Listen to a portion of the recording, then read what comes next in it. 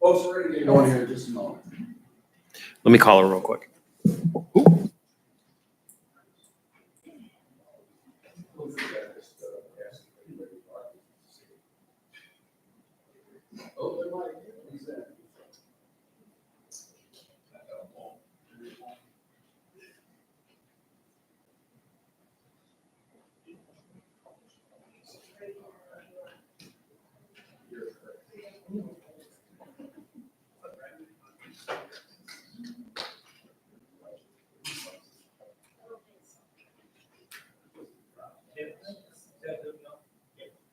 Yeah, I meant to bring it out. I need you to sign another paper, but. I guess.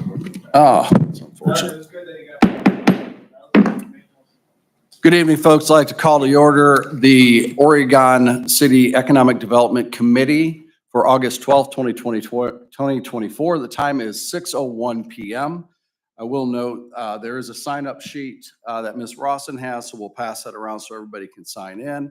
I will note that all members of the committee are here this evening, being myself, Ms. Zackerman, and Mr. Solander, as well as all council members, and most all of the administration is with us here this evening. Folks, we called tonight's meeting because the voters in the state of Ohio have approved for the recreational use of marijuana in the state of Ohio back in November of last year. And it has taken some time for the state of Ohio to set the parameters, rules, and regulations that would apply to a recreational use within the state. Up until this point, the city of Oregon had issued a moratorium on such dispensaries, pending the information from the state about the law.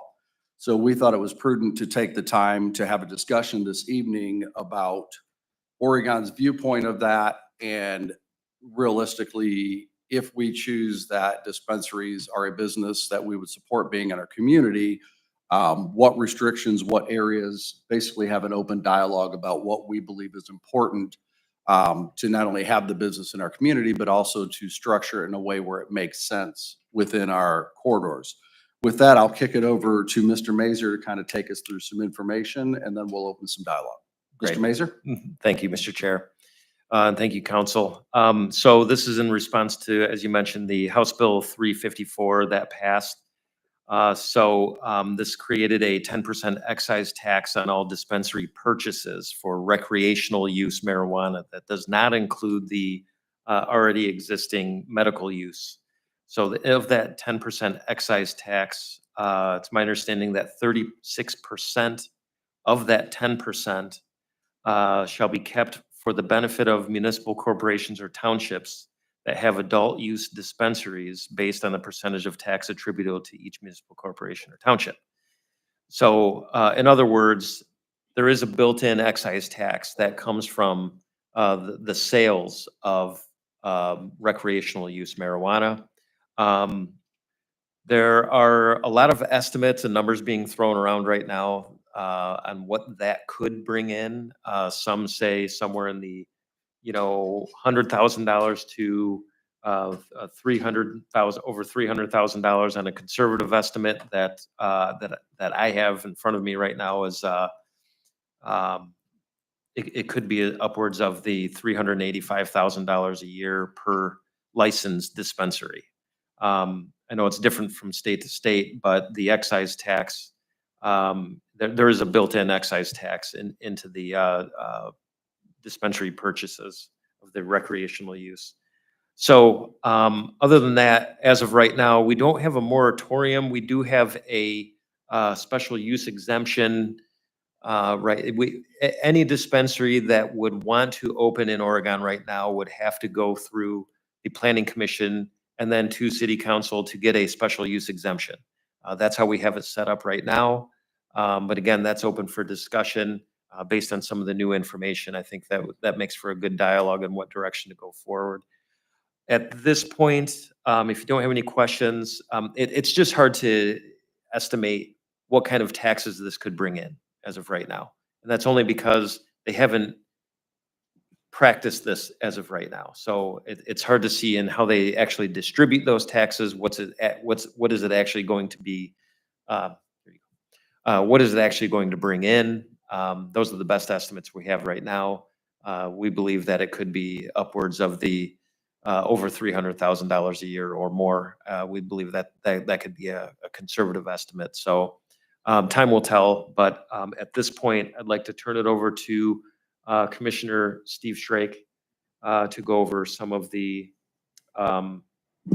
particulars of the state code and what regulations already are in place through the Ohio Revised Code. So, Mr. Chair. Thank you, Mr. Mazur. Mr. Schrake? Mr. President, I was asked to kind of encapsulate the rules and regs of the state. A little background: November 7th, 2023, a majority of the Ohio voters approved Issue 2 to legalize the possession and use of marijuana by individuals aged 21 and over, the sale of marijuana by state licensed dispensaries to those individuals, and to create the Division of Cannabis Control within the Ohio Department of Commerce. The division will issue the first dual-use dispensary certificates of operation on Tuesday, August 6th, 2024, allowing those dispensaries to begin selling non-medical cannabis. The feeling from the state was that those medical sales dispensaries had already been vetted and approved previously, so they are giving them the ability to also sell for non-medical use. The initiated statute laid out a process for non-medical cannabis licensure that includes licensing application and timeline requiring that initial applications be available by June 7th of 2024, with licenses issued by September 7th of 2024. Some of the key points that I handed out in your packet is that non-medical cannabis dispensaries shall be licensed by the Ohio Division of Cannabis Control, or DCC. Non-medical cannabis dispensaries shall be 1 mile or more from another dispensary. Non-medical cannabis dispensaries shall not be located within 500 feet from a school, church, public library, public playground, or public park. Non-medical cannabis sales is subject to state and local sales tax in addition to a 10% excise tax. An individual must be at least 21 years old to purchase, possess, grow, or use non-medical cannabis. Ohioans are now legally able to grow marijuana. Under the current law, there is no legal way to purchase plants or seeds until non-medical dispensaries are permitted to begin selling them. A maximum of 6 plants per individual or 12 per household, which cannot be grown that is visible from a public space. Ohio statute prohibits the use of cannabis in public, workplace, or with the operation of motor vehicles and watercraft. The medical marijuana rules have prohibited billboards since the inception of the medical program, and those rules have not been changed for the non-medical program. Federal law prohibits traveling across state lines with marijuana. So those are all what the state has established in their rulemakings, and also some of the question answers that is available on the Division of Cannabis Control's website. I would also like to touch on the fact that currently Lucas County has 3 cannabis dispensaries, all of which were originally medical and now have the dual use certificate. There are quite a few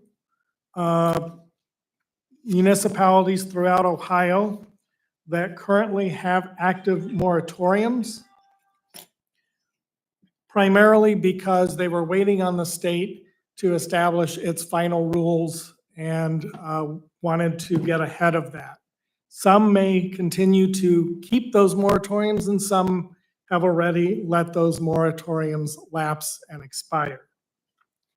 There are many others since the printing of this through the Ohio State University's Moritz College of Law that have since created moratoriums before they've made it to this mapping. My feeling is that the state of Ohio has established pretty rigorous spacing requirements and use requirements, as well as licensing requirements. So first and foremost, they have to get a license from the state of Ohio, who's going to vet them against all of that criteria that I had just spoke about. And so at that point, if they do not get a license, they cannot operate a dispensary. That's all I have at this moment. I will take any questions if you have any. Thank you, Mr. Schrake. As we dig into this, I do have one question, and I'm not sure if you can answer this or this would be better referred to Ms. Purpura. And the information that was given to us tonight as we came in, under the, I guess it would be section H2D, it says the proposed facility site is not subject to any local ordinance or prohibitions from operation as outlined under section 3780.25 of the revised code. Is that saying that we cannot further restrict what the state has put into place? Is that what that is stating?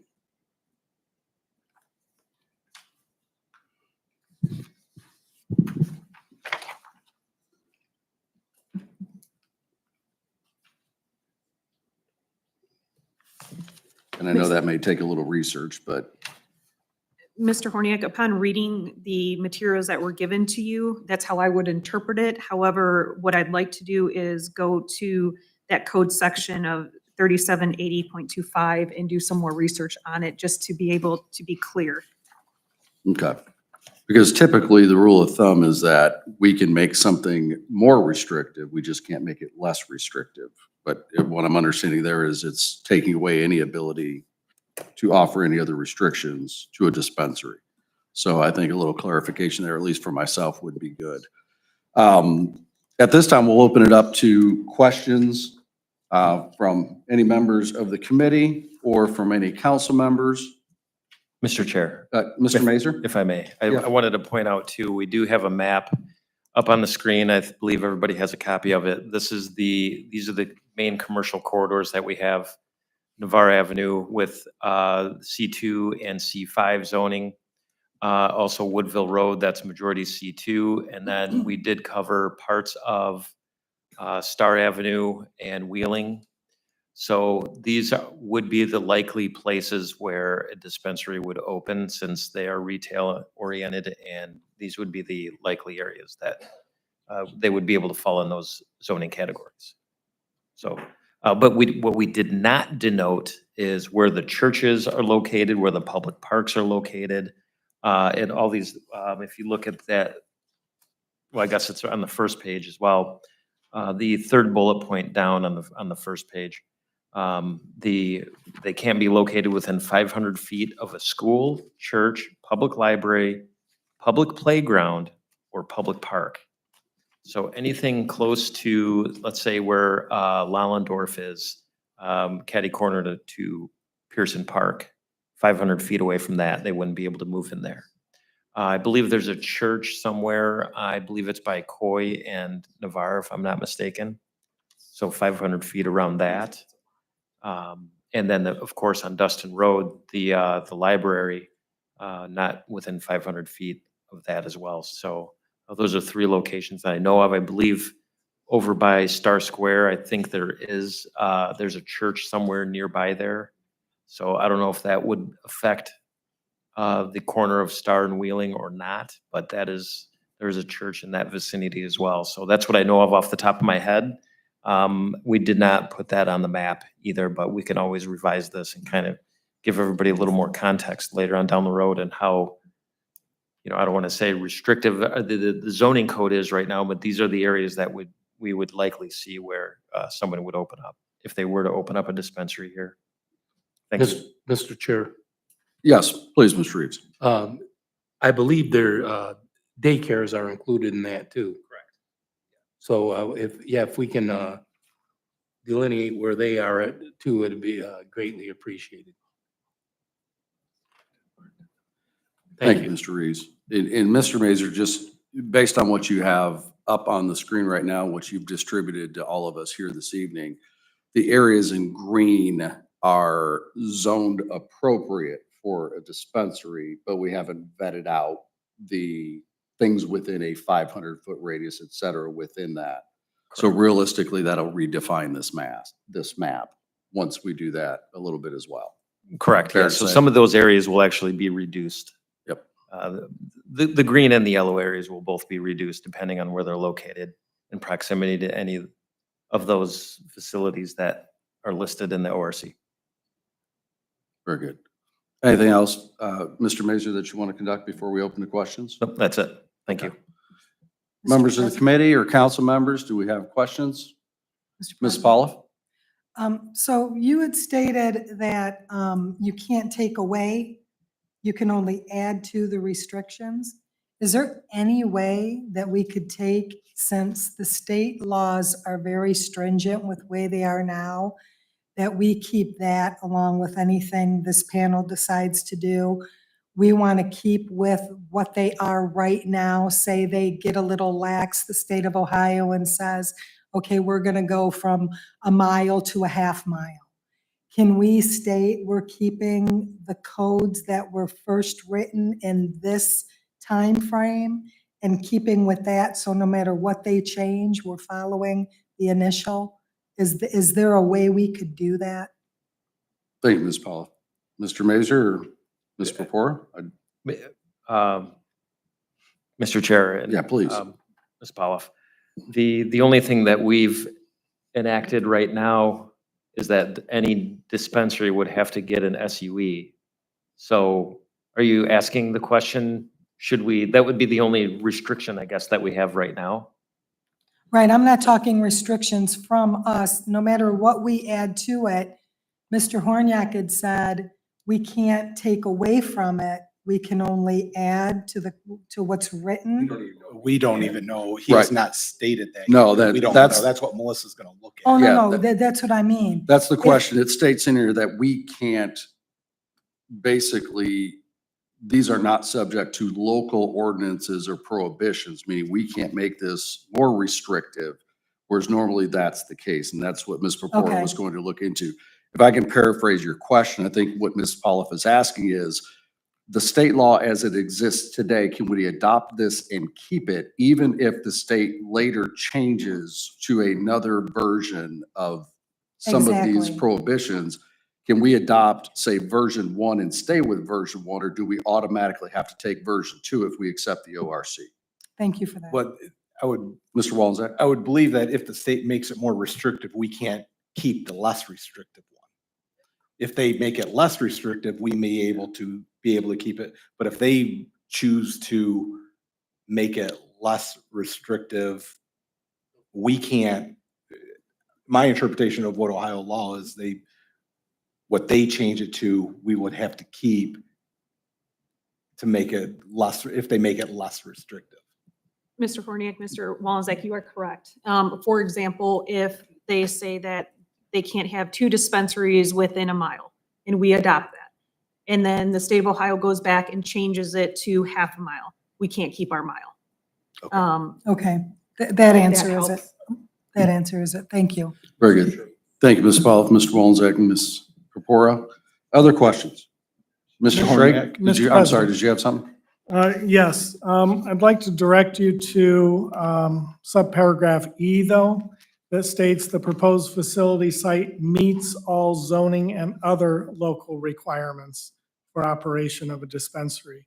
So one could see D and E in conflict with each other, but and we'll let Ms. Purpura vet out the true meaning of it. But it seems to me that D is saying that we can't prohibit, but it could still be subject to other zoning and other local requirements. So that may be whether it's related to signage, whether it's related to, if we did enact a spacing requirement, as long as it is not, as long as the state requirement is not weakened, or less than what the state permits, then it would, but we could, I believe, make it stronger because, from what I had researched, many municipalities are prohibiting, even though it says that it's not subject to that, they're still doing it. So I think that that will end up getting worked through the process in the courts if someone chooses to challenge it. Mr. Chairman, Go ahead, Mr. Mayor. I would make an analogy to this from something in the past that I've learned, or we have learned as a city too, comparing it to the adult bookstore language. And we found then we couldn't prohibit, restrict, but we could require them to be in new ones. The ones that were already established were grandfathered, but we could restrict activity such as an adult bookstore to have a certain type of zoning requirement. So I think where our restrictions appears, what I just kind of quickly read here, we'd be in a similar situation where we would do our restrictions on where we allowed them or what type of zoning they had to comply with. Mr. Very good. Warniak? Thank you. Yes, ma'am. Go ahead, Ms. Purpura. So I just reviewed section 3780.25 and where you had mentioned about local restriction. Mhm. We can restrict as long as there's not existing cultivators, processors, or dispensaries that have already obtained a certificate. Similar to what the mayor just said, if they're Grandfather. correct. Okay. Thank you, Mr. Purpura. Appreciate that. Mr. Chairman. Mr. Walenzak. Thank you, Mr. Chairman. Mr. Chairman, and Council, I believe that we should not restrict and outlaw the sale of cannabis in the city of Oregon, but look to a way to limit the number that come into the city. And based on the map that's provided, 2 to 3 dispensaries in the city of Oregon based on the Navarre Avenue corridor, the green areas, and restrict them to either 1 per area or combine the Navarre Avenue corridor with the Wheeling and just go by these corridors that are laid out and limit it that way. And the distance from school, park, libraries will take care of itself in lessening the burden on neighborhoods and such, because it's going to limit the areas that can go in Oregon. Because we have churches on Navarre Avenue, we have churches on Star, we have churches anywhere that can meet this, and parks. So we're going to be restricted by the areas. And if we just say 1 per corridor, I think to me that would be sufficient. I'm not sure where the council members are at, but I really don't think Oregon needs more than 2 or 3 dispensaries in our city. Fair enough. Thank you, Mr. Walenzak. Mr. Chair. Mazurs, you had something to respond? Yeah, and I think that the way the state law is written right now, Mr. Walenzak, they're only allowed to be, let's see, what, this would be bullet point number 2 on that first page. Non-medical cannabis dispensaries shall be 1 mile or more from another dispensary. And when we measured this out, you can only get maximum of 3 Yeah. in I mean, these if- corridors right now Yeah, as it is if with the one, state law. say one is down by Navarre and Coy, you could still spot one Star and Wheeling. Potentially, yes. For 500 feet, that's Fine. an eighth of a mile. No, but No. it's, the restriction between 1 mile. dispensaries is 1 mile. As Restriction a crow from, flies, is it As as the a crow crow flies. flies? Yep, it's a radius. yep. So realistically, if you think about it, being Wheeling to Coy is about a mile. I mean, realistically. Yeah, it is. So really, one in that Mile. stretch is what you're talking about. The church at the corner of Navarre and Coy would restrict that to moving 500 feet, say, to the west, Yep. which now you make That is that correct. even smaller. You've got the hospital at the other end. I don't know if there's a provision or not with hospitals. There isn't? Okay. You've got a daycare literally in the center of Navarre. So if you've got 500 feet from a daycare, you now have narrowed that opportunity to, I think, what's going to be a very small area. Yeah, It's going to be it's this or gonna- this. And we've is probably already what fits. restricted it from the town center area. So, Correct. so it limits the Navarre area, Navarre Avenue territory that a dispensary could be located. Mhm. Yeah, it's going to be a very small number of options, I would think, available within that once we redefine the map according to those limitations. Okay. Other Mr. questions? President? Mr. I'm going to go Chairman. to my right. Ms. Sackerman? So if it's a mile, then if East Toledo or Northwood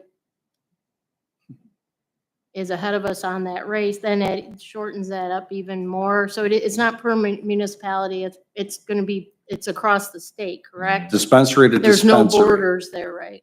Correct. Okay. So it if could be somebody even has less. one on Navarre Avenue by 280, Mhm. then that 1 mile radius, or as the crow flies, literally limits that almost to the end of Navarre into Oregon. If I'm reading and understanding Mhm. correctly, if I'm, Mr. Schrake?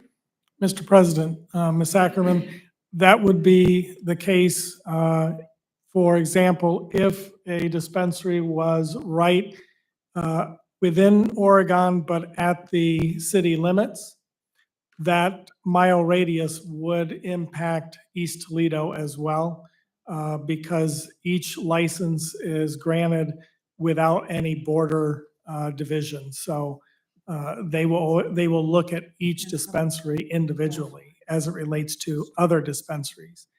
Now, the 3 that have already been issued for the medical marijuana and now the dual license, those are now established. So they got there first. And so anyone else that may want to open up a dispensary within their mile radius would not be able to. And essentially, the state would just not issue a license. Mr. Okay, Chair. Thank you. Yeah, please go real- ahead. Real quick note on that. The city of Northwood is having a committee meeting right now as we speak, discussing this very same thing. So that's a good point. Yeah, I'm just looking at the Woodville corridor and between East Toledo and Northwood, that could just not exist if somebody's a little quicker. So, Mhm. all right, thank you. Thank you, Ms. Sackerman. Mr. Chairman. Mayor, did you have something? I did, and one of the things I remember from the past too is it came up and we were talking about adult bookstores. And to prohibit, there were people said that, well, we could put an addition to our church in this area where they're at, and they would have to move. And we were told then that that was not the case. If it was already built and they chose to move there, they would be able to have their church there. But it was their choice to move there, and I know the adult bookstore would not have to move. I'm guessing that would be the same here. You know, you're restricted within 500 feet, but if someone would come and choose to, after the Mhm. dispensary was in, choose to build, said, well, we'll get them out of here, we'll build a church there. Well, they can build a church, but they wouldn't have to move. Correct. Is what I was understanding. That's They how told I us would, that. I mean, that would be my interpretation as well. Is somebody that came in after the dispensary was there is making a full aware choice to locate. That's what it was explaining Accordingly. with the adult. Yeah, I would think so. Additional questions? Yeah, Mr. President, Mr. Solander? it's my assumption, and correct me if I'm wrong, but if there were a zoning change someplace, then that would open up another area that could potentially be. And as well as SUVs would still be an option. Is that correct? Correct. Okay. So SUEs would be an option as of right now, locating anywhere, but in these zoning designations. If there was a rezoning and let's say we lifted, if it was the decision of the body of council to remove dispensaries from having to obtain an SUE, for instance, then it would have to be a zoning change in another area of the city if they wanted to move somewhere else. Okay, thank you. That's what I thought. Just want to make sure. Thank you. Thank you, Mr. Solander. Council, additional questions? Mr. President, Mr. Drake? thanks. I got a question for Mr. Schrake, and I know there's probably a lot to it. These are just bullet points, the key points. I get that and I can read it. I was just curious. I know Woodville Road's a pretty busy road, and I'm not up normally early enough to drive down Woodville Road in the morning. I just wondered if they have any stipulations where kids would catch a school bus.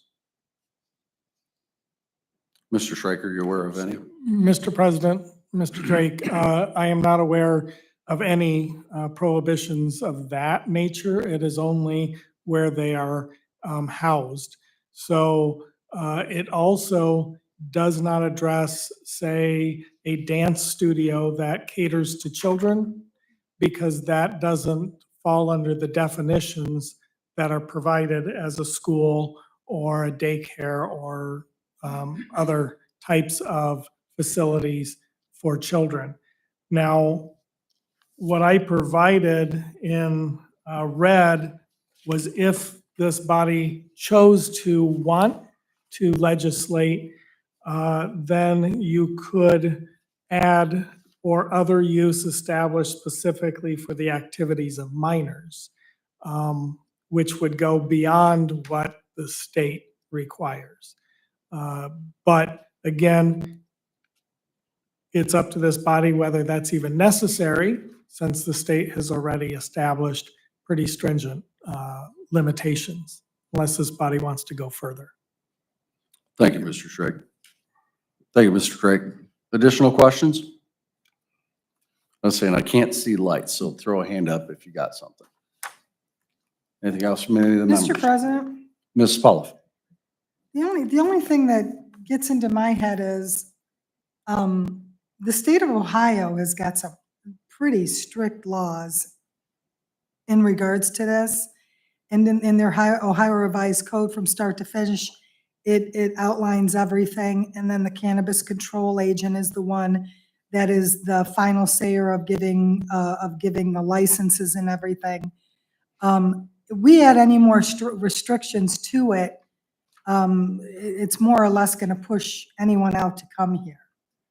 So that everything that I've read with this, with what the state of Ohio has, it's almost like they've already done our due diligence for us.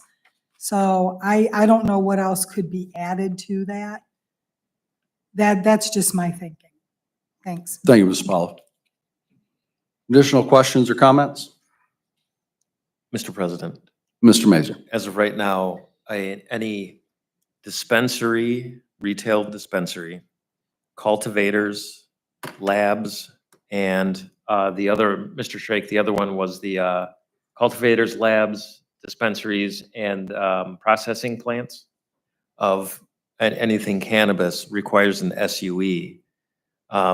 Since the state has pretty robust restrictions and spacing requirements, in my opinion, it might make sense to lift that SUE requirement just for the dispensaries, but keep them for the for the remaining, if that's something, if you're talking about, Ms. Polliff, the removing restrictions or what did you just say? The, It was, Mr. President. keeping restrictions. Go ahead, to a Ms. minimum. It's staying with the state and not adding more It's adopting the restrictions. state as the states Right, without. Yeah. because the state, anything. it's very clear cut and very strict. But if they were to make it less, I mean, what would they would take away, have to take away a lot because it's really strict. With growers and stuff like that, I don't know how I feel about growers in the community, but dispensaries itself, I don't know how you would stop, I don't know how you would add to what's already there, because it seems that they've already covered every aspect of coming into a community. Thank you. Thank you, Ms. Pollock. Thank you, Mr. Mazur. If I could, and I've got, I guess, a couple polling questions I'd like to throw out there as we wrap up our Q&A session of this. But I believe what everybody has in front of them in the red printed material is some of the items that Mr. Schrake has suggested. These are things that could be implemented by us as a city, which are more, I would say, zoning business oriented, outward display. You know, he's talking about having clear windows versus opaque or painted over, exterior signage, possible fencing around certain areas depending on what makes sense. So just like we have in some of our other codes, restricting, you know, certain setbacks and things of that nature, this allows us, I would say, for the public view of what a dispensary would be. So it's not bright with neon lights and all kinds of depictions we don't want to see on a building within our business corridor. So these are suggestions. And again, I don't think they necessarily impact legality in area. I think it's more of a, how do you keep them aesthetically pleasing and professional in the neighborhoods that they choose to get into? Is that a fair assessment, Mr. Schrake, of what you provided? Yes, Mr. President, that is correct. Okay, do we have any additional questions? Ms. Sacrament? Go ahead. I Sorry. have a question for Mr. Schrake. Are you, I wouldn't have a problem with, I'd rather see cultivation, I'd rather see a greenhouse than a dispensary if I had a choice because of the traffic and, you know, clientele having to deal with and everything. But does any of this impact, say, like commercial hemp? Like if you were to grow industrial grade hemp, does any of it touch on that? Say, like if at one time there was going to be a big greenhouse up on Corduroy, maybe some of you might know the answer to this, but if a lot of those hothouse tomato greenhouses and poinsettias and all that, they're growing medicinal hemp, but does any of it have an impact on if someone were to grow a field of industrial hemp? With no, you know, so you can't get high on it. I was just curious if you know about any of that. Thank you, Ms. Ackerman. Mr. Schrake? Mr. President, Ms. Ackerman, I think as far as for CBD and not the hallucinogenic type, if you are choosing to grow the actual medicinal marijuana or in now the recreational for commercial purposes, you must have a processing and grower's license through the state of Ohio. And currently the state of Ohio only has 120 of those. And they limited, it's my understanding, 2 per county. But as you can see, Lucas County has 3 that are permitted. I don't see that they will relax that or increase the cultivators. As for or just CBD type growing, I'm not up on the specifics that the state might have for that. But I do know that if you are doing something beyond personal consumption up to a maximum of 12 plants for 2 or more people or 6 plants per person. You would have to get that is regulated, and you would have to get that controlled and licensed. Thank you. Thank you. Additional questions? Mr. Drake, did you have something? Yeah, just real quick, this might be for Joel or Mr. Schrake. Has there been any research done as far as, I know Joel just mentioned Northwood. Are talking about this tonight also, but like with Sylvania Township or Perrysburg Township or the city of Perrysburg, you know, that's comparable to our size, you know, whether they're gonna possibly go with 1, 2, or 3 in their townships or cities.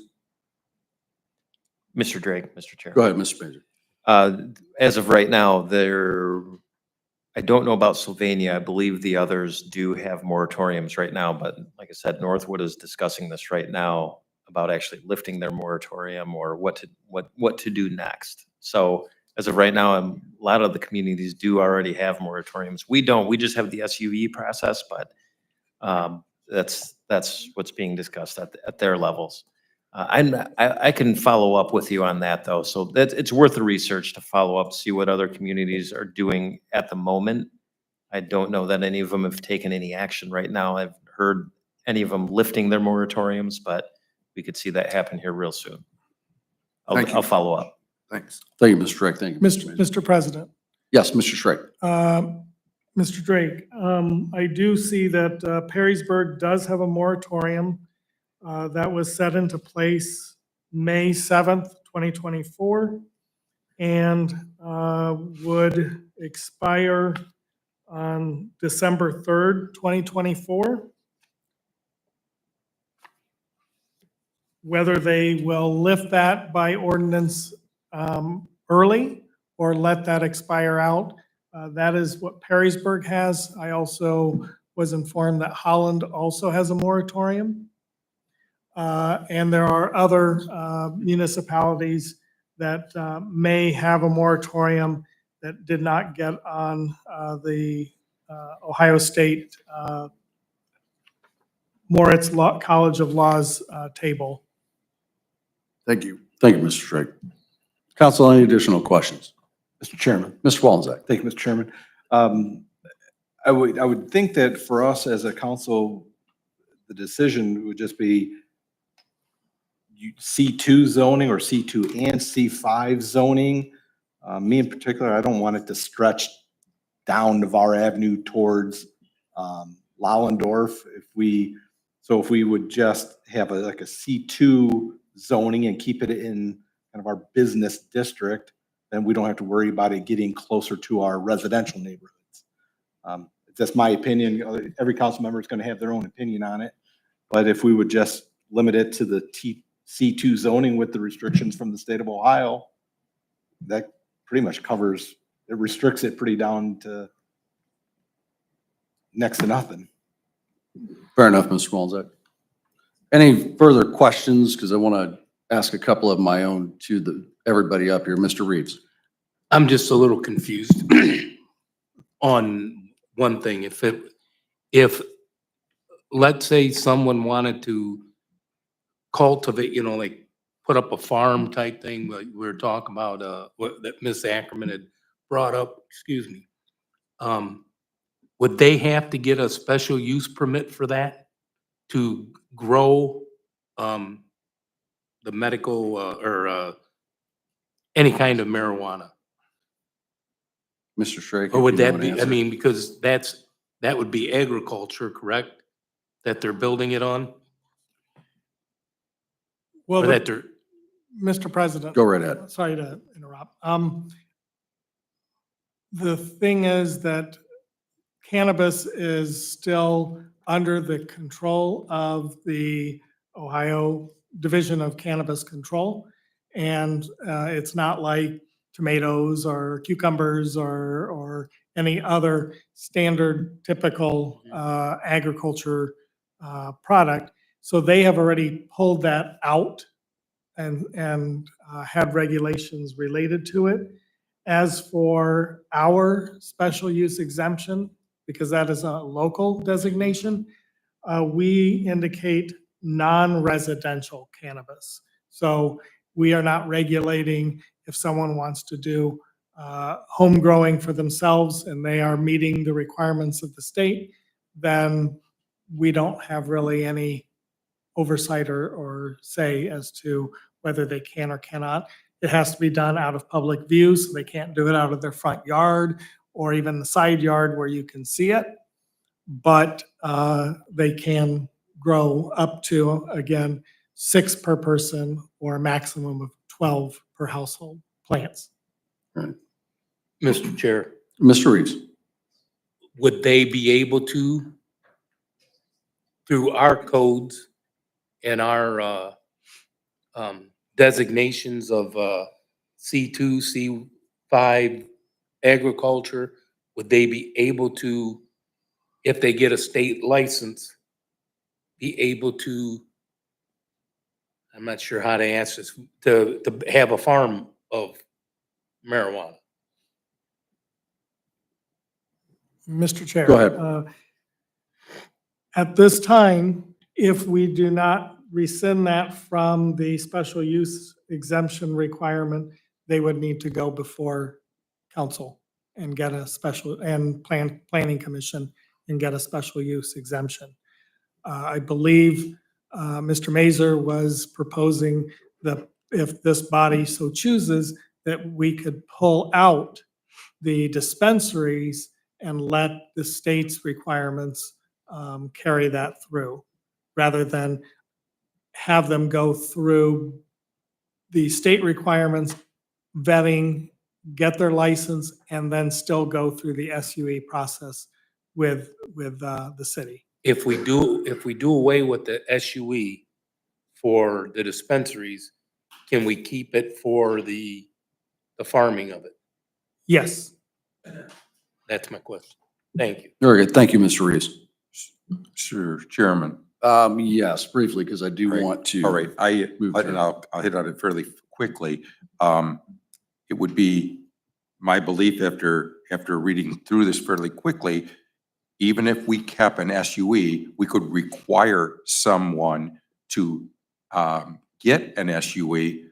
We couldn't deny them if they met the obligations of the state. We would just be, the planning commission couldn't vote it down because they just said, well, I don't have a good feeling about it here. The arbitrary or capricious line of thought would come to mind. The only way, just like like when we request a hearing before the Board of Liquor Control, we can only request a hearing if we determine that the person who applied, the applicant, had not met one of the requirements that the state required them to do. So it's just us taking a second look, but we would not have the ability to deny the SUE on any other grounds than what the state put up in this packet, according to what I believe. Am I wrong? Melissa. Did you hear what I No, said? I was listening to you. Yeah. I'm just processing it. I don't believe you are wrong. Very good. Thank you. Councilors, there's no other urgent or pressing questions. I have a couple of my own for, I'll say, the committee and the overall body of council members as well as the mayor.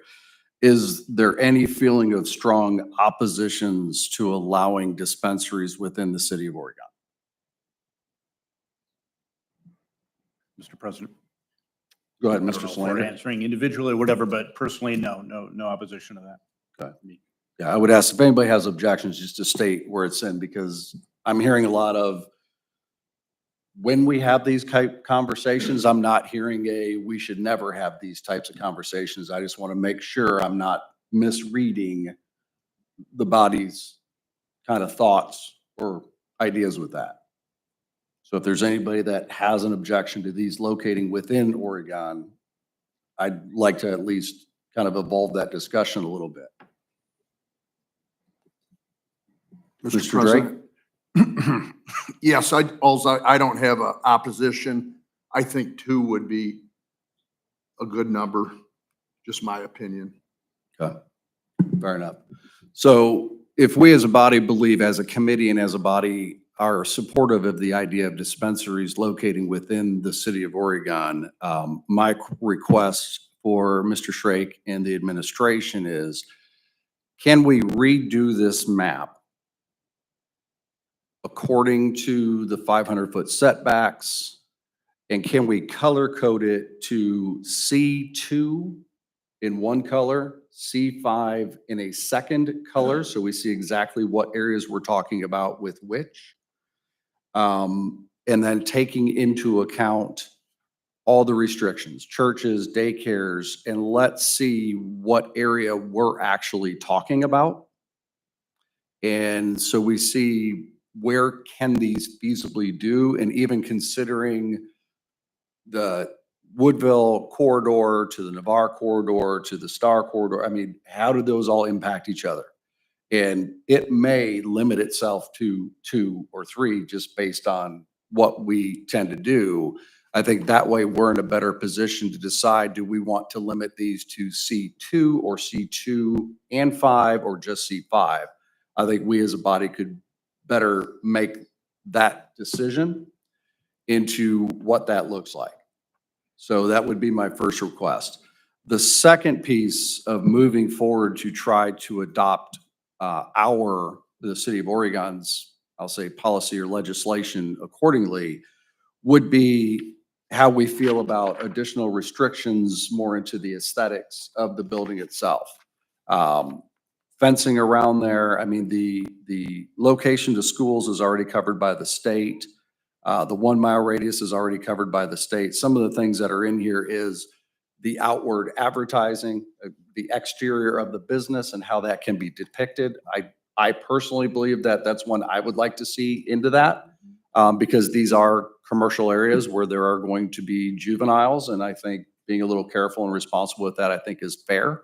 And then the other, as far as where it could abut to a residential area of some type of buffer, whether that's fencing or something else, I think that warrants it. From the members of the committee and council members and the mayor, does anybody feel strongly of additional restrictions besides what the state has to be considered?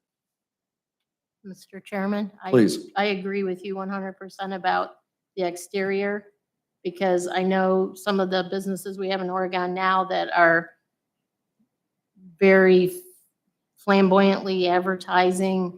I don't even, not sure even know what kratom is, but, and the THC, the CBD and all the stuff that, I mean, we've got, they're less than aesthetically pleasing, so I'd hate to see a store that has a bunch of effort into advertising what they're selling. I'd rather it be low key. I think it'd be more, they'd make for better neighbors. Mhm. So. I agree. Thank you, Ms. Ackerman. Anybody else? Mr. President? Mrs. Pollock? I completely get what you're saying about the outward appearance. I don't think that we should just limit to sale of marijuana, because I personally think that those flag signs that wave, those are such a bad distraction on the road. So with any business, that there needs to be control with that, because you can't drive down Navarre Avenue with one catching your eye.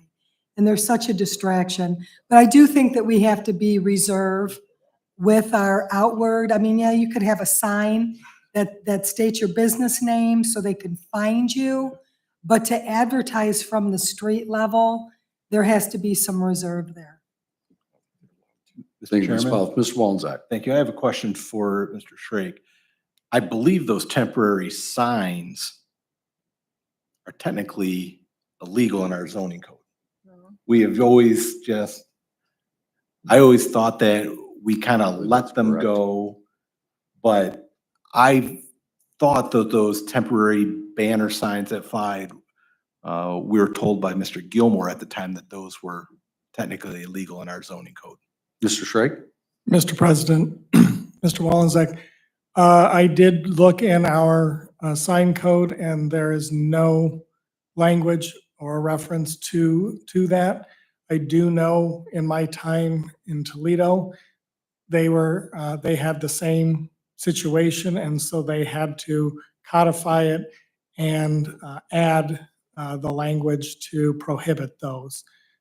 Those feather flags, flapper flags, the air-supported figure people, and all of those are not addressed. And I believe what Mr. Gilmore was probably referencing is more of a policy and not what is actually codified. And if someone were to have challenged it, they probably would have won. Okay. I was under the understanding that those were allowed for a certain period of time, but not as a permanent. No. Okay. Thank you for clarifying that for me. But it definitely is something that I think we would want to begin to address, just so that there aren't any questions and that we can properly enforce it. All right. Thank you. Thank you, Mr. Wallenzeck. Thank you, Mr. Chairman. Thank you, Mr. Schrake. Council, as we're getting close to time here before we're going to start up our regular meeting, and I guess I'll ask the other two committee members and council members to weigh in.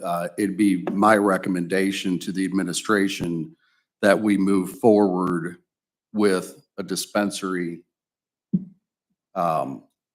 legislation following the state of Ohio. Could we have that ready for discussion and consideration at the next committee of the whole, which gives you basically about a week? Do we think we could have, I'll say, that map with our proposed legislation ready in a week? Yes. Okay. Then it would be my recommendation that we proceed with that, try to have something for next week. I think we do want to get, time is of the essence with this. I think we do want to get this done sooner rather than later.